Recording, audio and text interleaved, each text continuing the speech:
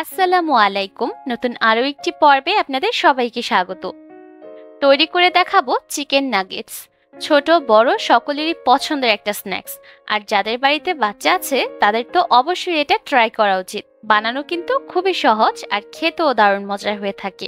আশা করছি বরাবরের মতো আমার আজকের রেসিপিটাও আপনাদের সকলের কাছে ভালো লাগবে। আর দেরি না করে চলে যাচ্ছি মূল পর্বে।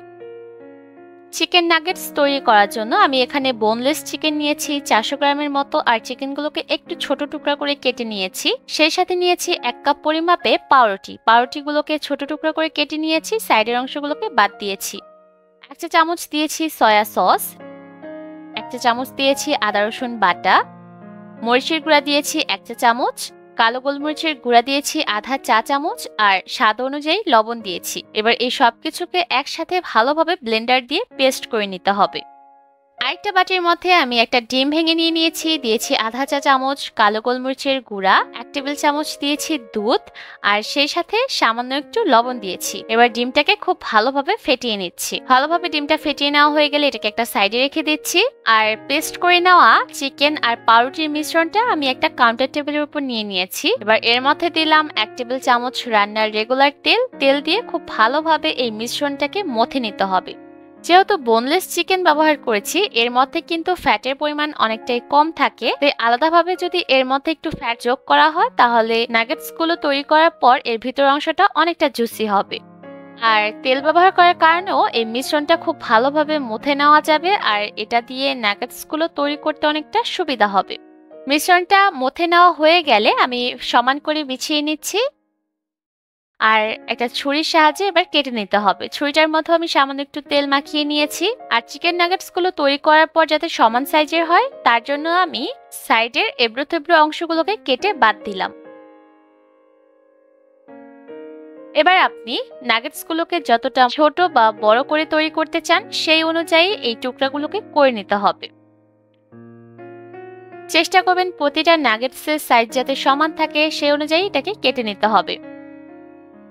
নাগেটস গুলো কেটে নেওয়া হয়ে গেলে আমি একটা একটা করে নাগেটস একটা ট্রের মধ্যে বিছিয়ে রাখবো। এতে করে বাতাসের কারণে নাগেটস গুলো আরো একটু ড্রাই হয়ে যাবে, যার কারণে এই নাগেটস গুলো ব্রেড ক্রাম্ব দিয়ে কোট করতে অনেকটা সুবিধা হবে। এবার আমরা যে ডিমের মিশ্রণটা তৈরি করে রেখেছিলাম সেই মিশ্রণের মধ্যে একটা একটা করে নাগেটসের শেপ নিয়ে প্রথমে চুবিয়ে নিচ্ছি। তারপর ভালোভাবে ডিমটাকে ঝরিয়ে নিয়ে ব্রেড ক্রাম্বের উপর দিয়ে দিলাম। আর এই ব্রেড ক্রাম্বটা আমার ঘরে তৈরি করা, চাইলে আপনারা কিনেও আনতে পারেন। আর ঘরে কিভাবে খুব সহজে ব্রেড ক্রাম্ব তৈরি করবেন তার একটা ভিডিও কিন্তু আমার চ্যানেলে অলরেডি আপলোড করা আছে, আমি ডেসক্রিপশন বক্সে লিংক দিয়ে রাখবো, আপনারা চাইলে দেখে নিতে পারবেন। এবার একটা একটা করে চিকেন নাগেটস প্রথমে ডিমের মিশ্রণের মধ্যে চুবিয়ে নিতে হবে, তারপর ব্রেড ক্রাম্বের মধ্যে দিয়ে ভালোভাবে গড়িয়ে নিতে হবে। আর সবগুলো তৈরি করা হয়ে গেলে একটা একটা করে নাগেটস গরম তেলে ছাড়তে হবে। তেলটাকে আমি মিডিয়াম হিটে গরম করে নিয়েছি। এই পর্যায়ে চুলার আঁচ কিন্তু একদম কমিয়ে রাখবেন না, তাহলে কিন্তু নাগেটসের উপরে ব্রেড ক্রাম্বের কোটিংটা খুলে যেতে পারে। তাই চুলার আঁচ শুরু থেকে শেষ পর্যন্ত মিডিয়াম হিটে রেখে এই নাগেটস গুলোকে ভেজে নিতে হবে। কোনোভাবেই চুলার আঁচ বাড়িয়ে রেখে নাগেটস গুলোকে ভাজবেন না, তাহলে উপরে খুব তাড়াতাড়ি রং ধরে যাবে কিন্তু ভিতর থেকে কাঁচা থেকে যাবে। তাই চুলার আঁচ মিডিয়াম হিটে রেখে নাগেটস গুলোকে ভাজতে হবে।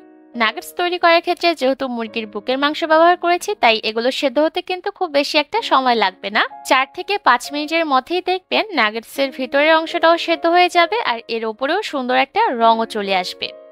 আর এরই মধ্যে কিন্তু নাগেটস গুলো ফুলে উঠবে। আর চেষ্টা করবেন একটু পরপর উল্টে পাল্টে এই নাগেটস গুলোকে ভাজার জন্য, এতে করে প্রতিটা সাইড থেকে সুন্দর রং আসবে। এর মধ্যে কিন্তু নাগেটস গুলোর মধ্যে সুন্দর একটা লালচে বাদামি রং চলে এসেছে। এবার এই নাগেটস গুলোকে চুলা থেকে নামিয়ে একটা স্ট্রেনারের উপর নিয়ে নেব, এতে করে এক্সট্রা তেল ঝরে যাবে আর এটা অনেকক্ষণ পর্যন্ত ক্রিস্পি থাকবে।